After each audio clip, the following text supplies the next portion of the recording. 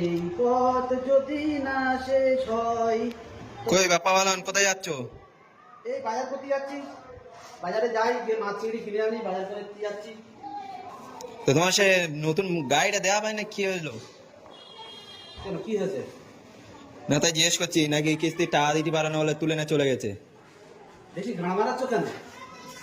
বেশি ঘাড়া মারাচ্ছ কেন? গাড়ি বেচে দিছি, কি হয়েছে?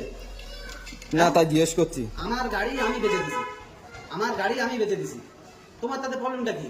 তুমি তো ঘাড়া মারাচ্ছ কি? না তাই জিজ্ঞেস করছি, বলো না একটু কি গাড়ি হয়েছে? কেন বেচে দিছি? আমার গাড়ির জ্বালায় আমি বেচে দিছি, কি হয়েছে? তোমার প্রবলেমটা কি হচ্ছে? আমার গাড়ির জ্বালায় আমি বেচে দিছি গাড়ি, তোমার কোনো প্রবলেম হচ্ছে কি?